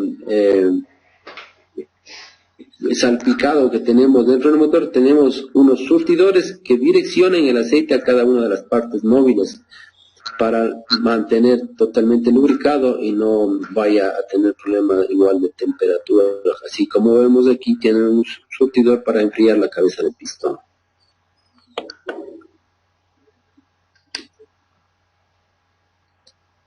Hasta ahí lo de lubricación. Estamos yendo rápido porque no nos permite mucho tiempo. En cada uno nos van a sobrar temas. La presión del refrigerante. Esta presión es una de las más bajas del sistema del motor del vehículo. Se ha encontrado hasta 21 psi. Hay en algunos casos muy raros por ahí que hemos visto hasta de 25 psi, pero bueno, esos son muy raros. Pero hemos visto que vienen en la tapa del radiador va a estar marcada la presión que se trabaja en ese sistema. Va a estar 4 psi, 9 psi, 12 psi, 16 psi, hasta por ahí están tapas con 21 psi, los motores modernos de Ford, de Chevrolet, por ahí. En este sistema podemos hacer algunas pruebas, ¿no? Presurizar el sistema para determinar fugas, para ver si tenemos fugas externas, internas, las que pueden afectar al funcionamiento normal del motor, la temperatura normal de trabajo de ese motor. Entonces, vamos a hacer también por ahí una pruebita. Nosotros vemos que aquí tenemos un dibujito al paso, donde vemos por dónde circula el agua, ¿no es cierto? El agua viene de la parte caliente del refrigerante del agua, se va a ubicar en la parte alta, entonces va a pasar por el radiador donde va a estar los dispositivos para enfriamiento, que va a ser el radiador, va a ser el ventilador y todo lo demás. Vamos a enfriar ese refrigerante hasta la temperatura normal y va a volver al motor y va a darse todo un circuito de enfriamiento de motor. Y el tablero tenemos nosotros igual una luz de advertencia roja que puede ser temperatura alta, o también podemos tener nuestra pluma, nuestro manómetro de medición. La temperatura normal de funcionamiento de los motores van a ser dependiendo el diseño. Tenemos normal un motor que no sea ni tan moderno, va a tener una temperatura de 95 grados de temperatura, y en motores un poco más modernos ellos están haciendo trabajar a una temperatura mayor, o ahí encontramos motores que pueden trabajar con 110 hasta 115 grados centígrados. En esos casos, cuando la temperatura es mayor, la presión del sistema también va a ser mayor. Entonces, por eso es que esos sistemas están a mayor presión trabajando, y la tapa, la reguladora de la presión del sistema, va a ser ya de mayor presión, de mayor resistencia a que se vaya a salir el refrigerante, ¿no es cierto? Nosotros vemos aquí, ahí tenemos unas tapas comunes de radiador. En las tapas tenemos dos válvulas especiales. La una va a ser la válvula de control de presión a la que está fabricado el sistema, para que llegue a escaparse la presión en determinado momento cuando la temperatura se pasó del límite y la presión también. Entonces va a escapar y se va a ir el refrigerante a su depósito, y luego cuando el motor ya se enfría, tenemos ahí en el centro de esa gráfica una válvula que va a dejar regresar el refrigerante al sistema, o en el caso de que no tenga su depósito, va a dejar ingresar aire al sistema para compensar el vacío que se va a producir allí adentro. Entonces, la tapa no es una tapa sencilla, la tapa tiene esas dos válvulas, la válvula de alivio y la válvula de ingreso de aire cuando el motor ya se enfría, o si no, el retorno del refrigerante para compensar. Entonces, aquí hay una pequeña herramienta en la que se utiliza para probar los sistemas. Yo puedo poner este manómetro aquí, que está provisto de también una bombita manual. Yo puedo poner este manómetro para medir qué tanta presión está generando en el sistema. Yo puedo medir aquí, dependiendo al sistema. En este caso me dice que la tapa es me parece que son 15 PSI. Entonces yo voy a medir, si es que llega a 15 PSI, o va a mantenerse un poco más bajo, va a estar bien. Pero si yo veo que prendido el motor, a temperatura normal comienza a pasar la presión, yo voy a pensar que tengo algún problema más. El problema más común va a ser un empaque de cabezote quemado y me está pasando cierta presión al sistema de enfriamiento. Por lo tanto, se está presurizando acá el sistema y se está escapando el refrigerante y el recalentamiento siguiente. Entonces yo puedo poner este aparato acá para medir esa presión, y también esta bomba me sirve para presurizar el sistema y verificar si tengo fugas externas o también puedo tener internas en el sistema. Entonces todas estas pruebas son fáciles de hacer, son necesarias para determinar las fallas en el sistema de enfriamiento del motor. No sé si hasta ahí tenemos algunas preguntas para ir aclarando. Fernando. Sí, aquí estamos. Sí, realmente hay bastantes preguntas. Vamos a tratar de resolver las más relevantes. Las que sean fáciles de responder, las voy a responder de una vez yo. A ver, Jaime, Daniel dice, si le instalo un header, un escape de competencia, ¿va a variar los valores de vacío? No va a variar. No va a variar porque esa medida estamos haciendo antes de escape. Claro, va a tener un mejor barrido de gases, va a mejorar en algo, pero realmente no nos va a cambiar en mayor la presión de vacío. Ya. Milton Lima dice, ¿cuál es la presión de vacía interpretada en voltios continuos a nivel del mar y en Quito, en voltios medidos en el MAP? Esa la respondo. A ver, los sensores MAP, hay que aclarar, ¿no? Cuando estamos en la condición de contacto, nos van a dar una señal en voltaje correspondiente a la presión atmosférica. Entonces, para que tengan idea, a nivel del mar, la señal del MAP va a estar muy cerca de los 5 voltios, 4.8, 4.9, sí, muy cerca de los 5 voltios. Y conforme subimos en altura, vamos a tener un voltaje menor. Ojo que estoy hablando en la condición de contacto, sin encender el auto, ¿no? Más o menos de alrededor de 3 voltios. En algunas marcas tenemos más de 3 voltios. En algunas otras tenemos un poquito menos de 3 voltios, es lo más común. Con el auto encendido ya entra en juego el vacío que se genera en el múltiple de admisión y ahí vamos obviamente a ver que el valor baja, ¿no? A nivel del mar vamos a tener valores promedio de alrededor de 1,6 voltios, entre 1,4 y 1,6 aproximadamente, y conforme subimos en altura va haciendo un poquito menor ese valor, ¿no? Aquí en la sierra normalmente tenemos valores que están alrededor de 1 voltio, en algunos casos igualmente un poquito menos, en algunos casos un poquito más de 1 voltio. Marcos Patricio dice, el vacío que comenta entre 20 y 21 también es en los motores diésel de potencia 480 HP. Ojo que en motores diésel no tenemos vacío, ¿no? Eso tiene que estar claro, porque normalmente tenemos la aleta completamente abierta o la entrada libre de aire. No es como los de gasolina que tenemos una restricción, y esa restricción, que es la aleta cerrada, es la que ocasiona que en el múltiple de admisión se genere vacío. Entonces, en los motores diésel no tenemos vacío con el motor encendido, ¿no? Oscar Toro, ¿cuánto es la presión de baja del sistema GDI? Lo mencionó Jaime, ¿no? La presión baja es muy similar a un vehículo de inyección electrónica normal, ¿no? Entre 30 a 40 PSI aproximadamente. Cristian Naranjo, en el caso de tener vacío excesivo, ¿cuáles serían las causas?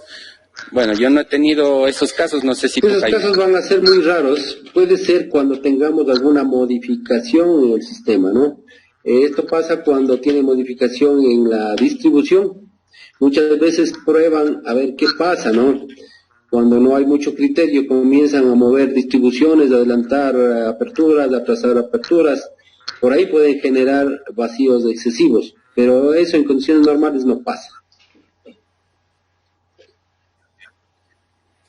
Ya. Haynes dice, ¿el manómetro vacúmetro también puede llamarse reloj palpador? No, estamos hablando de otro tema. El reloj palpador es del módulo. Ya. Robert Mauricio. Honduras. Ya, dime. Exacto. Robert Mauricio comenta, dice, los transductores también serían herramientas de diagnóstico.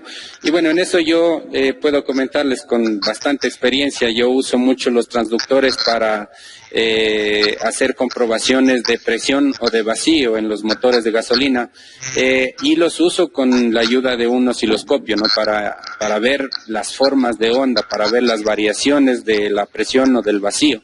Entonces realmente sí, claro, los transductores hoy por hoy van siendo uno de los accesorios que se acoplan a los osciloscopios para una mejor evaluación, interpretación de cómo cambian las presiones y de acuerdo a eso pues sacar las conclusiones de ver por dónde andan los problemas. Mauricio Suárez dice, ¿cuánto debería marcar el vacómetro cuando está tapado el escape? Eso yo creería pues que va a depender mucho de qué tan tapado está, ¿no? Lo que sí es cierto, vamos a ver que no es el mejor vacío, o sea, va a disminuir ligeramente. ¿Cuánto exactamente? Pues muy difícil predecirlo porque ya dependerá de las circunstancias específicas, ¿no? A ver, acá dice Rommel Astudillo, dice, ¿se puede dañar el manómetro por la temperatura de los gases al medir en el escape? La contesto yo de una vez. Hay equipos que son específicos para hacer esta prueba, ¿no? O sea, un manómetro normal con la manguera normal, por supuesto que puede dañarse, sí, se puede dañar justamente por el calor. Para hacer estas pruebas que se llaman, en inglés viene siendo back pressure o contrapresión, es ideal tener un manómetro que sea para esta situación, ¿no? Ahora sí, bueno, si no tenemos esto, no tenemos la accesibilidad a comprarlo, aquí en el mercado sí se consiguen, nos podemos acomodar con el que tenemos, ¿no? Pero realmente tendrían que ser lo más rápidos en hacer la prueba. Damián, ¿la prueba de presión del escape se hace en el sensor 1 o en el sensor 2? En el sensor de adelante, no obviamente, en el sensor que está antes del catalizador. Víctor Alcíbar, en los sistemas CRDI, todos vienen con bomba de alimentación en el tanque. ¿Y cuál es la presión cuando no tiene bomba eléctrica en el tanque de combustible? A ver, ¿nos ayudas, Jaime? Ya, en esos sistemas, a ver, tenemos algunos tipos de sistemas CRDI. En un tipo que tiene bomba en el tanque, vamos a determinar rápidamente, es el que no tenemos bomba manual. Cuando ya tenemos bomba manual arriba en el filtro de combustible, el bombín que se llama comúnmente, es porque no tenemos bomba eléctrica. Entonces ahí vamos a estar muy claros. Si ya tenemos bomba eléctrica, no es necesario esa bomba, y tenemos casos como Ford Moderna, que tiene bomba eléctrica en el tanque y tiene bomba mecánica en la parte alta, en la bomba pegada a la bomba de alta. Entonces, muchos modelos, si tiene bomba eléctrica, ya no tiene bomba de baja. Pero en esta Ford es el caso especial que ya he visto, que trae los dos tipos, bomba eléctrica y bomba mecánica pegada a la bomba de alta.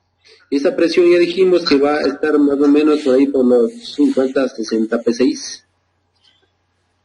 Espero haber contestado.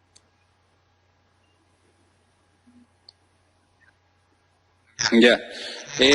Bueno, cuando no tiene bomba eléctrica, igual tenemos que medir en el sistema de baja presión, en los sistemas CRDI también tenemos que medir vacío, ¿no?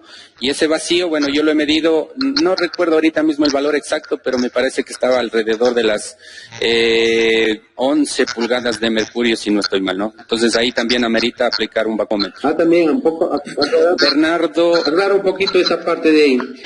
O sea, cuando puedes medir la presión de baja, claro, puedes poner un manómetro y tenemos sus 60 PSI, pero hay modelos que no podemos medir, no tenemos porque porque no tenemos bomba eléctrica, solo tenemos bomba mecánica pegada a la bomba de alta y no tenemos acceso a medir esa presión. Entonces ahí está lo que vos dices, Fernando, que yo puedo medir succión de la bomba de baja. Entonces esa bomba tiene que darme cuando yo estoy trabajando normalmente, el sistema está libre, yo prendo o cuando no prende, esta bomba me va a generar más o menos unos 5 a 8 pulgadas de mercurio. Pero si yo quiero probar que esa bomba está realmente succionando, yo tengo que restringir la entrada de diésel y pongo a arrancar el motor. Y tiene que darme esa bomba por lo menos 20 pulgadas de mercurio. Es una succión muy buena de una bomba mecánica. Sigamos. Ya, correcto. Bernardo Israel dice, ¿cuánto es el valor que debe dar el manómetro colocado antes del catalizador? Creo que estamos en presiones de escape todavía, eso ya lo mencionamos, hasta 5 PSI como máximo en aceleraciones bruscas, y si es que está taponado, ya va a pasar a sobrepasar ese valor, ¿no? Martín, el manómetro para medir presión en escape es distinto, eso ya lo comentamos. Kevin Jiménez, ya también lo contestamos. Luis Martínez, buenas tardes, ¿cuál es el valor aproximado? También lo contestamos. Brian Macías, de la SEC, dice, ¿qué sucede si la presión de lubricación en ralentí comienza a oscilar? Presión de lubricación. Tiene que ser, la presión tiene que ser constante. Y cuando comienza a oscilar, sabemos que tiene un problema. Es posible, la falla más común para una oscilación de la presión de lubricación, vamos a tener taponamiento en el colador, en el cárter. Eso va a ser lo más común. Ya. Jaime. Juan Carlos, ¿el tipo de aceite del motor podría hacer variar la presión de aceite? Sí puede. Tenemos que mantenernos con la viscosidad, con la densidad de aceite que diga el fabricante, mientras sea posible. Si el fabricante dice un 520, si el fabricante dice 530, tenemos que mantener la viscosidad del aceite, porque ahora los motores modernos trabajan con la misma presión, trabajan las válvulas variadoras de los árboles de levas, y por ahí, si cambiamos la viscosidad de aceite, podemos alterar.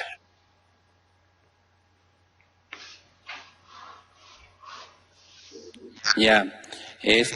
Mauricio Suárez dice, midiendo el vacío podemos probar, esto ya lo contestamos. Patricio, si tengo problemas en el árbol de levas, ¿bajaría la presión de aceite? Dependiendo, si el problema del árbol de levas es los alojamientos, donde haya demasiado fuego en el alojamiento, en las bancadas del árbol, claro que sí, va a bajar la presión de aceite. Ya. Josué dice, ¿hay algún problema si la presión de aceite es mayor a la esperada? Claro que sí. Podemos tener problemas de presión de aceite excesiva, que sí pasa cuando las válvulas se atascan, cuando la válvula de control de presión máxima se atasca, podemos llegar a tener problemas de compresión. ¿Por qué? La válvula la presión excesiva va a empujar los propulsores más allá del fuego y va a no dejar cerrar las válvulas de emisión o de escape, y por lo tanto tenemos un problema de compresión con una presión excesiva de aceite, pero excesiva, no más allá de 90 psi. Ya. Gonzalo dice, cuando existe sobrepresión, la presión rompe el filtro de aceite, ¿por qué se produce esa falla? Normalmente cuando se atasca la válvula de alivio, va a pasar que el filtro de aceite está hecho para soportar más o menos 100 psi. Si la válvula de alivio se atasca, se remuerde, entonces vamos a ver que la presión se dispara, se va más allá de 100, 120 psi, hasta donde el filtro soporte, y se va a abrir ese filtro. Es culpa de una válvula, la válvula que controla la presión máxima. Ya. A ver, aquí no sé si tú tienes experiencia en esto. Dice Nilo, en vehículos Chevrolet Cruze he visto que hay como 3 válvulas de retención. ¿Cuál sería su función? válvulas de retención, no creo, más bien creo que está hablando de las OCB, de las válvulas de control de los avances de los árboles de levas. Eso van a ser unas válvulas solenoide que dan o no dan paso a la presión de aceite para adelantar o atrasar los árboles de levas. Eso es el sistema BBTI. Ya. A ver, ¿qué más? Yo creo que por ahí estamos. Por aquí Bernaldo dice, ¿qué valores? No. Acá... Si no, avancemos un poquito más. Sí, avancemos por favor un poquito más. Listo, entonces aquí tengo yo, para terminar con esto del sistema de enfriamiento, que debemos respetar la tapa que viene originalmente marcada en cada uno de los vehículos. En este caso tengo aquí un par de fotografías que corresponde a un sistema de un Ford Explorer moderno que dice que tiene una presión máxima del sistema es de 21 psi. En otro por acá de un Nissan dice 20 psi. Entonces, siempre tenemos que fijarnos de las recomendaciones del fabricante, ¿no? No podemos ir aquí a adaptar cosas que no están dentro de los parámetros de la marca y del modelo, ¿no? Eso hay que tener mucho en cuenta.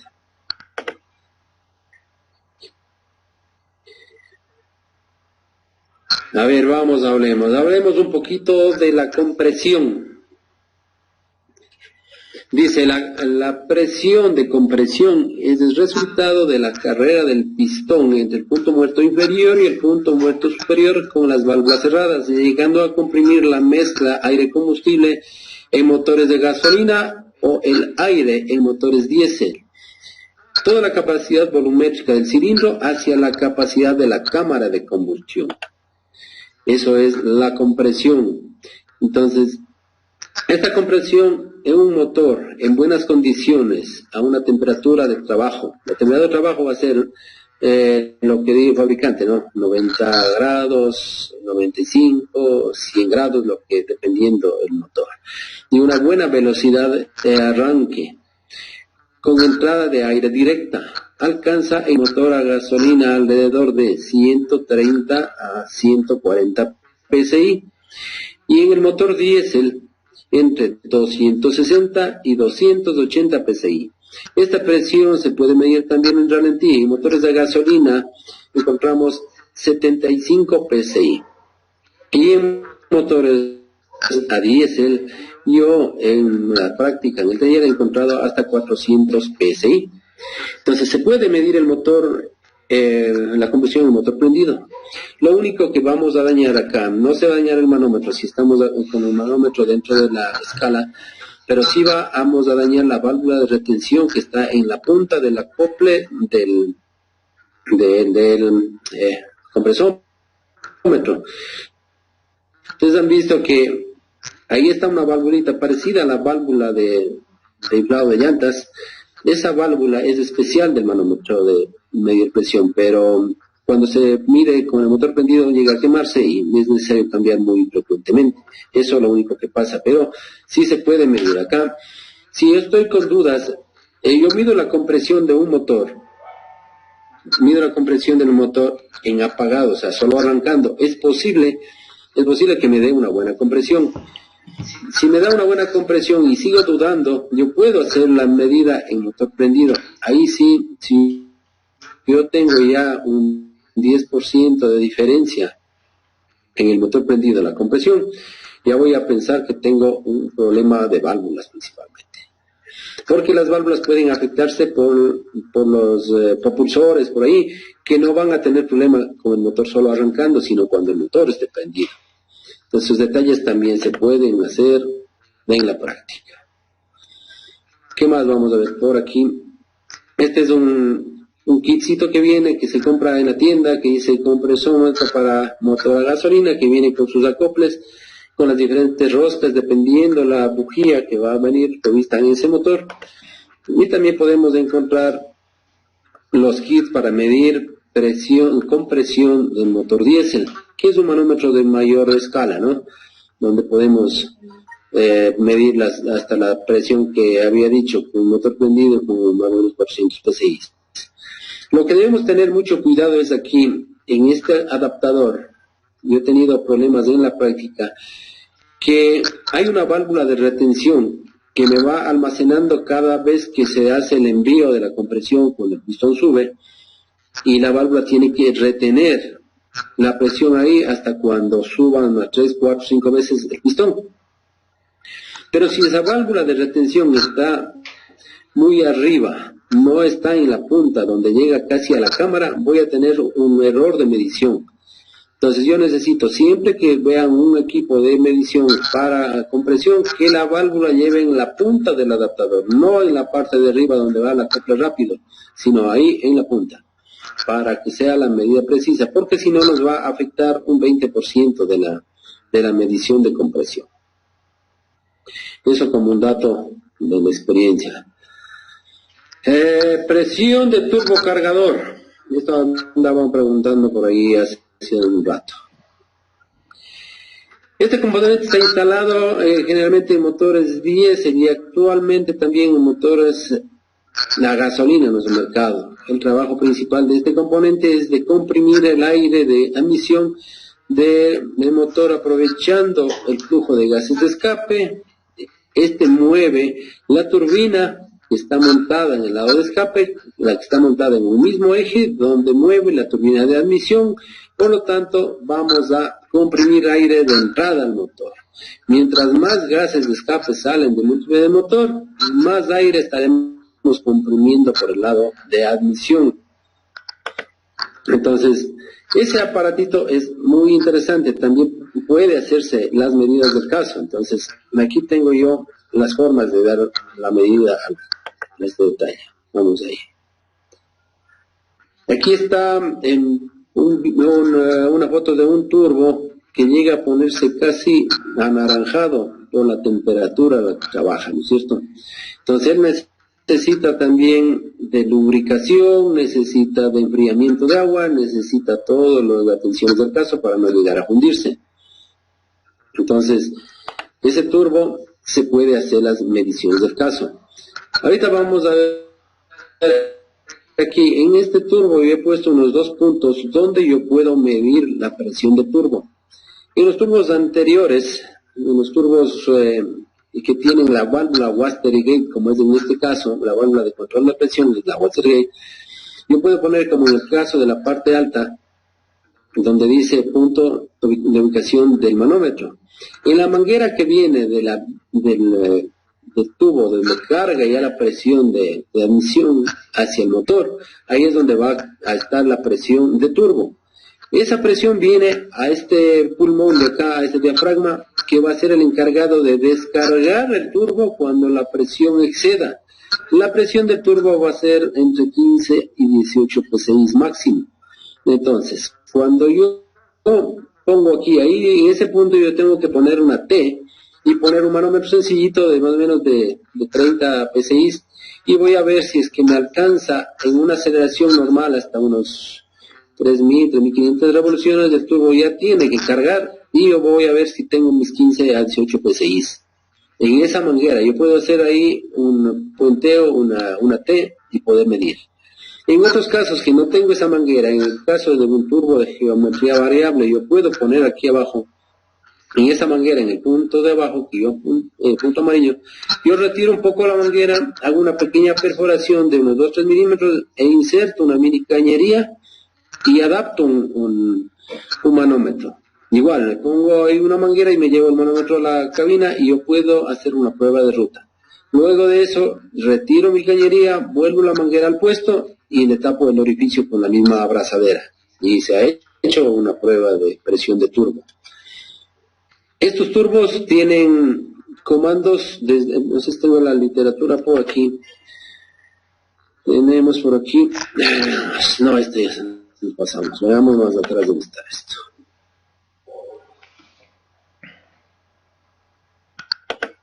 Más atrás, más atrás.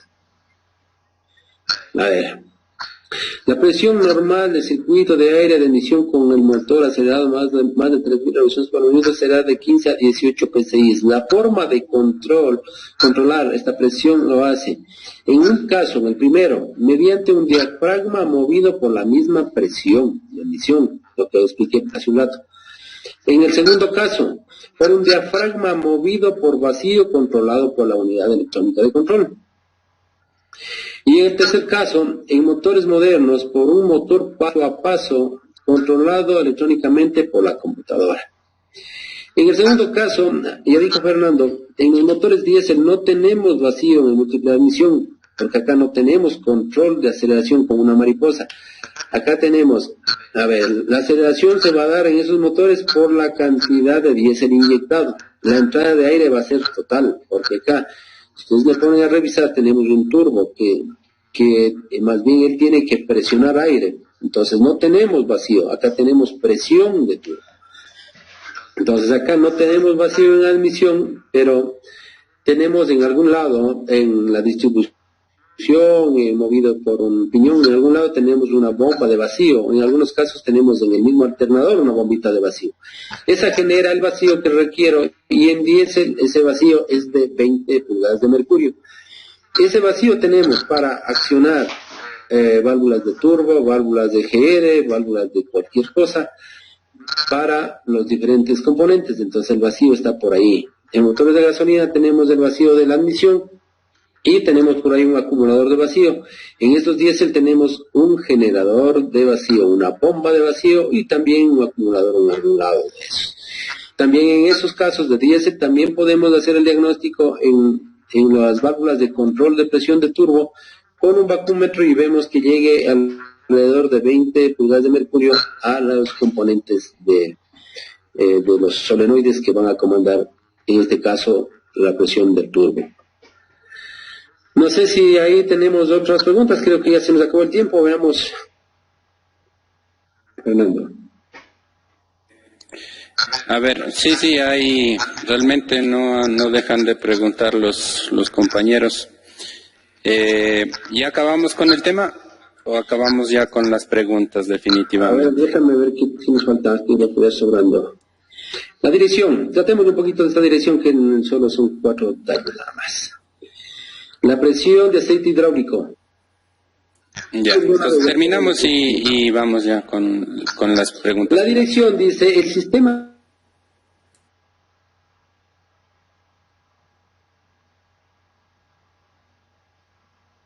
de las fallas, instalando un racor en la salida de la bomba hacia la cremallera o cajetín. Esta presión con la dirección en reposo, el motor en ralentí, es muy baja, que no sobrepasa los 50 psi. Dice que no es, por lo que no hay restricción en el sistema y todo el aceite se va al retorno, ¿no es cierto? Entonces no hay incremento de presión en ralentí y con la dirección sin activación. Al mover el volante hacia un lado o al otro, la válvula de carrete que tiene, es una válvula distribuidora que tiene al final del timón del volante, está la válvula que va a enviar el aceite a un lado o a otro de la cremallera, donde ya vamos a hacer trabajo, vamos a empujar la dirección. Comienza desde unos 700, 800 psi a mover la dirección ya suavemente hasta llegar a las 2500 psi que la válvula de control de presión que está en la bomba cede y descarga. Entonces la presión máxima de la dirección es 1250 psi. Eso está controlado por una válvula en la misma bomba. Entonces aquí un detalle más. En la ubicación del racor, eso tenemos que fabricarlo, eso no está disponible en el mercado. Tenemos que poner en ese perno de ahí, comprar un perno parecido, le soldamos allá arriba, hacemos con el tornero un acople, vamos donde hacen mangueras de presión, le hacemos un manómetro que tenga unos 3000 psi, le ponemos una manguera de alta presión, conectamos y le probamos. Y sencillo, y medimos la presión de alta, vemos qué pasa al mover el volante derecha e izquierda y sacamos nuestras propias conclusiones en el sistema de dirección hidráulica asistida. ¿Qué más le vemos en esta parte? A ver, aquí rapidito. tenemos el volante, ¿no es cierto? Una gráfica al final del timón del volante, donde está abajo de la flechita roja. Ahí está la válvula de control de presión. Entonces esa válvula va a mandar el aceite hacia un lado o al otro de la cremallera, utilizando esa alta presión de la bomba. Cuando yo pongo el medidor de presión, ejerzo la presión en el volante de un lado a otro, la presión tiene que subir y tiene que mover la dirección suavemente. Pero si yo muevo la dirección, está dura y la presión no sube, pero yo tengo aceite que llega al retorno, seguramente los componentes de la válvula o el componente que retiene en el pistón de la cremallera está dañado. Por eso que no restringe el aceite y se va todo al retorno y yo tengo problema en la cremallera.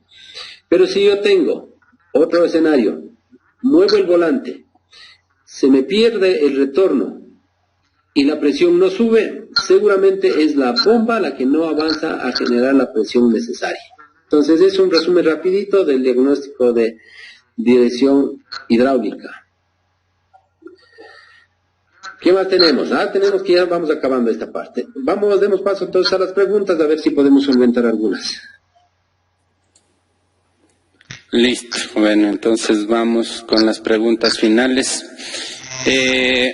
Javier dice, ¿qué pasaría si yo le coloco una tapa de 12 libras a un motor 6 cilindros mientras este motor usaba una tapa de 10 libras? A ver, ¿de cuántas dice que va a poner? De 12. Ahora, lo que va a pasar es que cuando el sistema se presurice y la presión sea mayor, lo que va a pasar es que cualquier otro punto va a ceder, se va a dañar el radiador, se va a reventar, una manguera se va a reventar, el radiador de la calefacción se va a ir, cualquier cosa se va a ir porque la presión es excesiva en ese caso. Si ponemos una tapa de menor presión, lo que va a pasar es que se va a ir el refrigerante antes de llegar a la temperatura normal de funcionamiento. Esos dos casos van a pasar. Ya, Edison Hinojosa dice, si es que hay alguna relación entre el cilindraje y el valor de presión de la tapa del radiador. Es de acuerdo a la temperatura con la que el motor va a trabajar.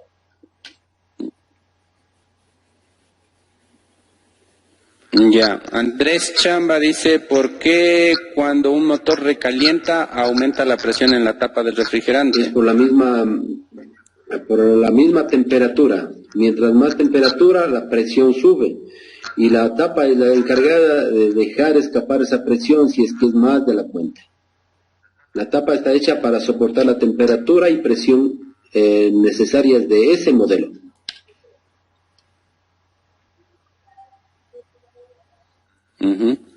Ya, Martín dice, ¿qué pasa si aumento la presión de la tapa? Ya contestamos. Ángel Tayupanta dice, si tengo un Toyota con 300,000 kilómetros, ¿puedo seguir utilizando aceite 1040?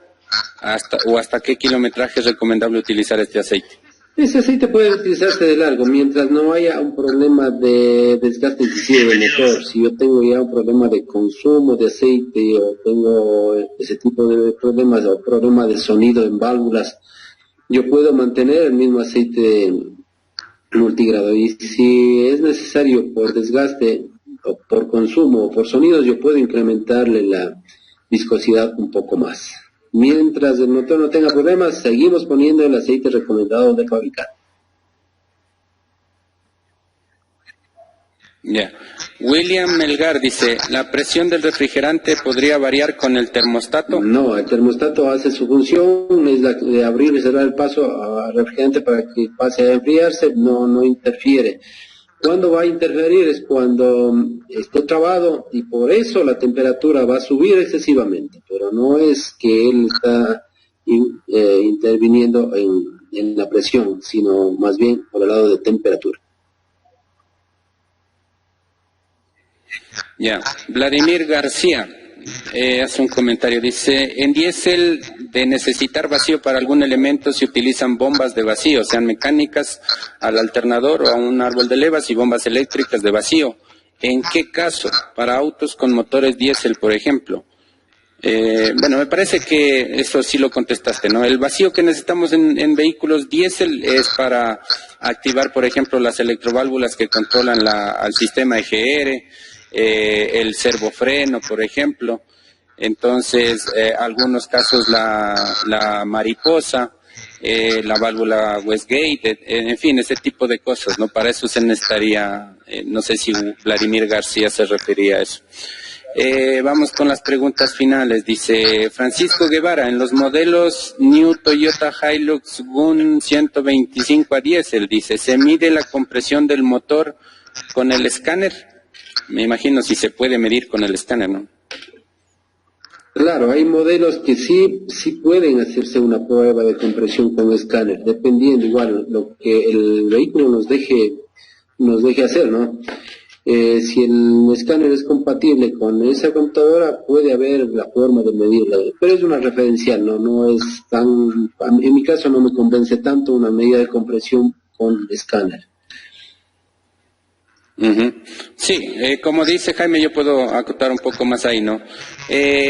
Los escáner, ¿cómo hacen la medición o la prueba de compresión? No es que en el escáner, ojo, van a tener ustedes valores de, a lo mejor en diésel, si estamos hablando de diésel, les va a decir el cilindro 1, 280 PSI, el cilindro 2, 260, o cosas por el estilo. No les va a dar valores en presión, normalmente, o de los que yo conozco al menos, ¿no? Lo que sí les va a dar es más bien una prueba comparativa. Les va a decir la compresión del cilindro 1 está igual a la del 2, a la del 3 y a la del 4. O qué sé yo, la del 2 está un poquito más alta que las demás, o la del 4 está más baja que las demás. Es una prueba comparativa. ¿Y cómo lo hace? Esto es muy interesante, no es un procedimiento que se aplica, por ejemplo, en los motores de gasolina, incluso para determinar en dónde exactamente, en qué cilindro exactamente está el problema. Los famosos códigos de misfire, los P0301, P0302, ¿no? El escáner les puede decir, hay una falla de funcionamiento en el cilindro 3 o en el cilindro 5 o en el cilindro 8 específicamente. Eso lo hacen en base a la medición de la variación de revoluciones del cigüeñal a través del sensor CKP. Y es asimismo como los sensores diésel hacen la comparación de compresión entre los diferentes cilindros y les muestran, como les decía, normalmente unas barras donde se puede ver si todos los cilindros están con la misma compresión, pero no nos da un valor en PSI, ¿no? Edwin dice, cuando habla de pulgadas de mercurio, ¿en dónde se puede medir esas presiones? Bueno, pulgadas de mercurio es otra unidad para medir presiones, o sea, hay un equivalente entre pulgadas de mercurio y PSI o pascales o bares, entonces simplemente habría que buscar la equivalencia, ¿no? Pulgadas de mercurio normalmente se usa para medir vacíos, ¿sí? Para medir presiones positivas, las demás, ¿no? Atmósferas, bares, PSI, etcétera. Jaime García, ¿la presión de compresión depende de la relación de compresión? La contesto yo, ¿no? Claro que sí, ¿no? Claro que sí. Por ejemplo, ustedes supongan tienen un empaque soplado, un empaque de cabezote soplado, y se dan cuenta que cuando desmontan el cabezote hay la necesidad de hacer una pequeña rectificación o aplanarlo porque se deformó ligeramente. Entonces ahí ustedes reducen la relación de compresión y normalmente cuando le miden la compresión después de ese trabajo van a toparse con que tienen más compresión que antes, ¿no? Sería el ejemplo más fácil para que se den cuenta de que obviamente lo uno influye en lo otro. Leandro, ¿cómo se mide la compresión con el motor prendido? Con el motor prendido.